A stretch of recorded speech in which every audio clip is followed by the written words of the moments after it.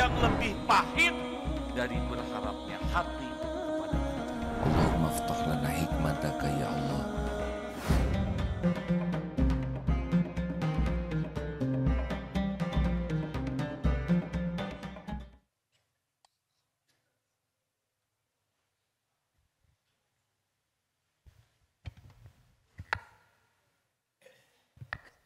Bismillahirrahmanirrahim.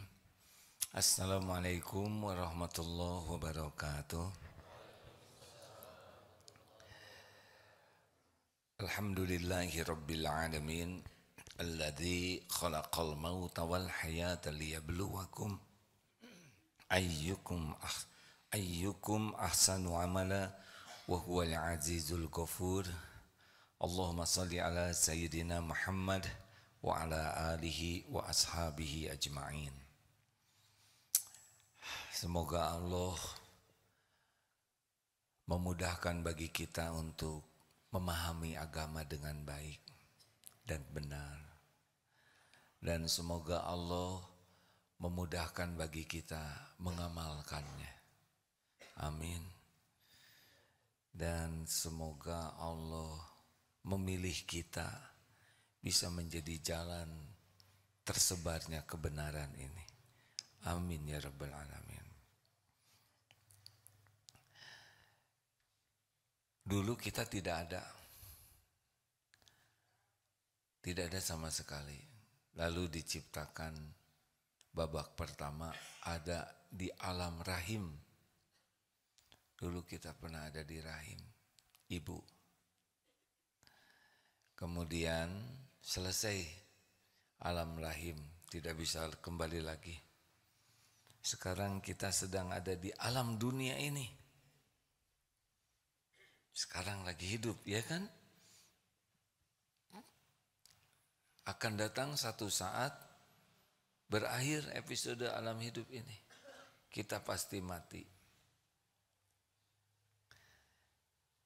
Bakal berakhir. Apapun yang kita raih dunia ini akan tetap tertinggal di dunia ini. Tidak ada yang dibawa selain amal. Lalu kita pindah ke alam lain, yaitu alam barzakh. Ini bisa terjadi beberapa tahun lagi, atau beberapa bulan lagi, atau beberapa hari lagi. Kita pindah alam ini. Ada yang kemarin masih ngobrol, menyimak, sekarang sudah beda alamnya. Ada yang tadi malam masih tidur dan sekarang sudah ada di alam yang lain. Kita tidak ada jaminan besok atau nanti sore masih ada di alam ini. Berapa banyak yang hari ini akan meninggal?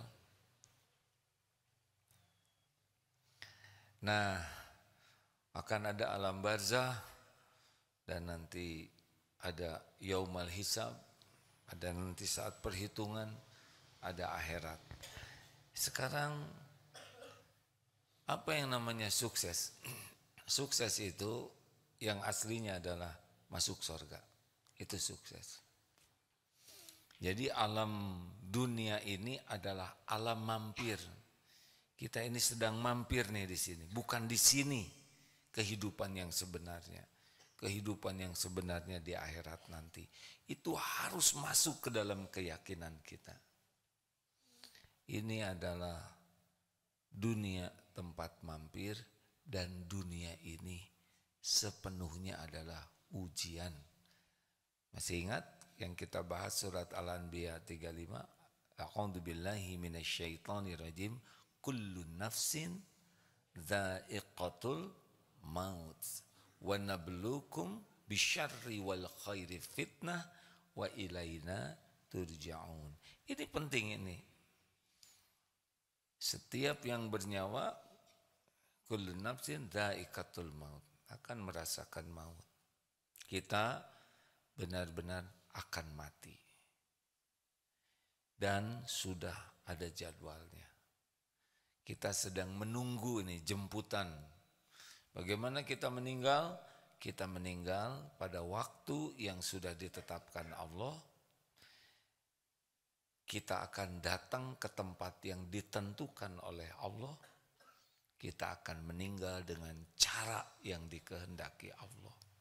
Kita harus berusaha agar dimanapun, kapanpun husnul khotimah.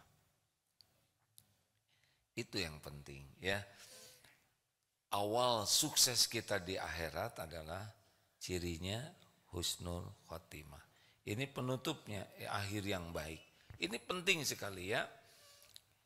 Akan diurut terus. Jadi sukses itu masuk surga. Nah, supaya sukses akhir hidup ini husnul khotimah. Itu cirinya. Cirinya akan sukses itu husnul khotimah, akhir yang baik. Jadi pekerjaan kita sekarang bagaimana nih? Kapanpun kita dicabut nyawa, husnul khotimah. Halo? Husnul khotimah ini artinya akhir yang baik. Supaya akhirnya baik, bagaimana caranya? Setiap saat jadi orang baik. Karena kita kan tidak tahu kapan akan dicabut nyawa ini. Nah, karena kita tidak tahu, dirahasiakan oleh Allah, ya sudah. Jadi sederhanakan saja hidup ini. Bagaimana kita jadi orang baik dalam pandangan Allah. Nah, Allah itu melihat cuma dua hal. Sebetulnya Allah melihat segalanya, ya. Tetapi penilaian Allah itu hanya pada dua hal. Innallaha la yanzuru ila suwarikum wa amwalikum walakin yanzuru ila qulubikum wa a'malikum. Ini penting nih. Sesungguhnya Allah tidak melihat rupa dan hartamu, tapi Allah melihat hati dan amalmu. Segalanya dilihat oleh Allah, tapi penilaian Allah itu kepada hati dan amal. Makin jelas ini? Nah ya, kita urutkan sukses. Jawab hadirin. Sukses itu masuk surga kasep ya. Cirinya bekal masuk surga di alam dunia ini berakhir dengan husnul khotimah, akhir yang baik. Ini husnul khotimah ini hadiah dari Allah bagi orang yang berusaha baik. Jadi kita sekarang bagaimana caranya supaya kita ini dinilai baik oleh Allah. Nah, penilaian Allah itu bukan kepada casing, bukan kepada jumlah harta, gelar, pangkat, jabatan, terkenal atau tidak, bukan. Itu Allah yang bagikan sebagai begini ya, jawabannya agak cepat ya. Harta, gelar, pangkat, jabatan, kedudukan, penampilan, popularitas sebagai mantap, ujian, bukan tanda kesuksesan. Orang masuk ruangan ujian itu bukan sukses. Sukses itu kalau lulus ujian. Jadi kalau sedang punya gelar, pangkat, jabatan, jangan dulu syukuran. Karena itu adalah ujian. Nah, yang dinilai oleh Allah subhanahu wa ta'ala apa? Hati dan amal. Nah, makin jelas ya. Jadi harus gimana nih selama hidup ini? Sederhananya adalah harus terus membersihkan hati dan harus sekuat tenaga waktunya jadi amal soleh. Bagaimana supaya hati ini bisa punya hati yang baik dan amal yang baik? Diurut lagi, apa kuncinya? Tebak apa kuncinya? Ilmu. Kalau tidak ada ilmunya, kita tidak tahu bagaimana punya hati yang baik. Kalau tidak ada ilmunya, kita tidak tahu amal yang disukai Allah itu yang mana. Maka kalau diurut sekali, apa yang harus kita lakukan adalah belajar. Ayat pertama dalam Al-Quran apa? Iqra, menghimpun ilmu, informasi. Itu pintunya. Sabda Rasulullah sallallahu alaihi wasallam, "Man yuridillahu bihi khairan yufaqihu fiddin." Barang siapa yang dikehendaki Allah kebaikan baginya, ini orang bakal baik nih, bakal sukses dunia akhirat dalam pandangan Allah. Apa yang Allah berikan? Paham agama. Kebayang urutannya, kira-kira orang jadi ahli surga tuh syariatnya apa? Tuh, semangat memahami agama. Jadi bukan tahu, tapi paham. Tahu sabar? Tahu kuda? Paham kuda? Tahu kuda? Paham kuda? Nah, antara tahu dan paham beda. Coba. Bisa berkuda? Mana yang bisa berkuda? Tidak mungkin bisa berkuda hanya dengan tahu kuda, ya kan? Karena bisa berkuda tuh harus naik kuda, bukan tahu kuda. Bisanya orang berkuda dengan benar, bukan naik di potret, bukan itu, yaitu naik kuda, ya. Bisa berkuda itu pasti harus dengan belajar dan berlatih. Tidak mungkin dengan tahu jadi jago berkuda. Enggak, itu jauh. Dekatnya orang bisa berbuat itu dari paham. Maka sekarang kita paham kenapa ayat pertama adalah Iqra, benar? Bacalah. Ini perintah untuk belajar, menghimpun input supaya kita paham. Jadi kalau ingin tahu bencana besar bagi kita, musibah besar bagi kita, bukan kehilangan uang, bukan kehilangan harta, bukan kehilangan jabatan, tapi kehilangan bisa memahami kebenaran. Ini musibah besar.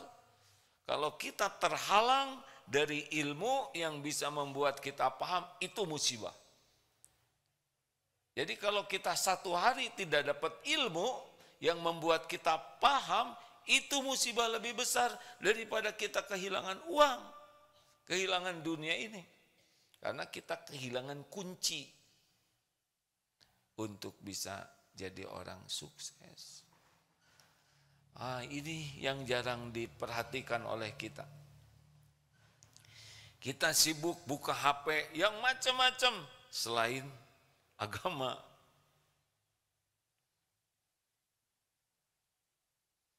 Kenapa jadi mikir begini? Kita berbaik sangka, tadi subuh banyak, betul tidak? Penuh masjid ini. Tapi giliran belajar agama, lebih sedikit. Mudah-mudahan yang pulang juga sedang belajar. Kita husnuzon, ya. Sedang belajar di tempat lain atau mengerjakan kewajiban lain. Kita tidak boleh suudzon. Ini tapi lebih sedikit, Pak. Yang datang ke majelis taklim lebih sedikit. Ada lagi yang lebih sedikit. Apa? Yang mengamalkan ilmunya. Ada yang datang ke majelis taklim rajin, ada, alhamdulillah. Tapi giliran mengamalkan, itu beda lagi. Dari yang mengamalkan, ada lagi yang lebih sedikit. Apa? Yang ikhlas mengamalkannya. Jadi masih panjang nih ceritanya ya. Kita urut ya. Mau diurut? Coba panggil tukang urut. Satu, bahwa hidup ini, maaf ya, Sukses itu masuk surga, gagal itu ahli neraka. Gak ada apa-apa di dunia, mau jadi apapun di dunia itu hanya ujian, gak ada sukses-suksesan. Sukses di dunia itu kalau jadi ahli takwa dan cirinya adalah husnul khotimah. Harta, gelar, pangkat, jabatan, popularitas, penampilan, semua itu hanya ujian, bukan tanda kesuksesan. Jadi ciri orang bekal sukses kalau di dunia ini apa? Husnul, berakhir dengan baik. Supaya akhirnya baik, maka setiap waktu kita harus jadi orang yang dinilai baik oleh Allah. Betul? Manusia mah nggak usah pusingkan. Nabi Muhammad aja sempurna kebaikannya, tetap aja ada yang tidak suka. Benar? Ada yang memusuhi, ada yang memerangi. Ya sudah, biarin aja lah. Itu urusan amalan mereka. Urusan kita cuma satu, bagaimana baik dalam pandangan Allah. Kita tidak usah ribet dengan orang yang menghina, mencaci, itu biasa saja. Itu ujian juga, ya sama, nggak ada apa-apanya. Mau sampai dower misalkan begini ya, orang menghina nggak ngepek, itu balik ke dirinya saja. Apa yang dinilai oleh Allah?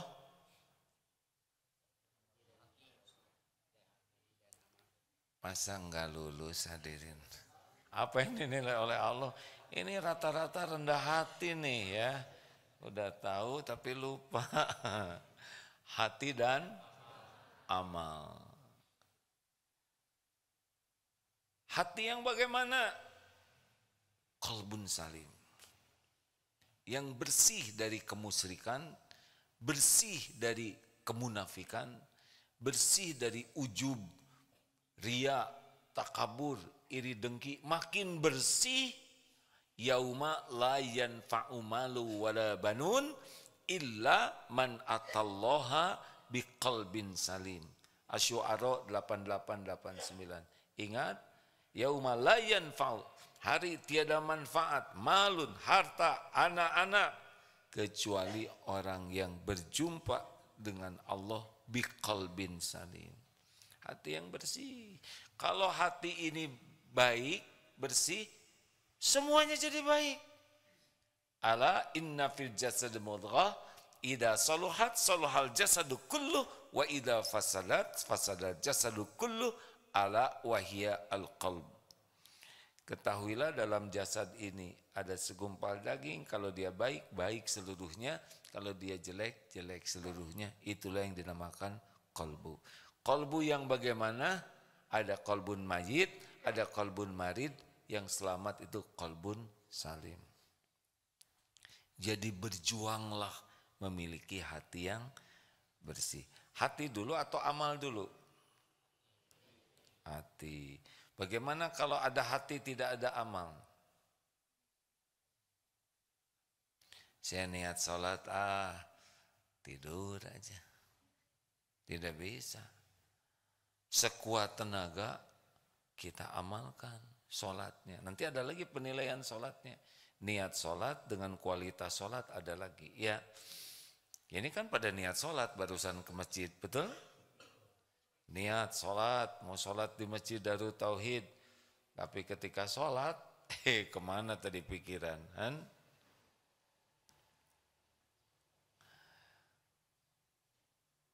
Nah, jadi kita harus fokus supaya punya hati yang bersih dan amal yang benar yang diterima Allah. Itu aja hari-hari yang kita pikirkan, ya. Perkara harta, gelar, karir dan sebagainya itu milik Allah, nanti dikasih oleh Allah dengan jumlah, waktu, kadar yang menurut Allah yang paling baik.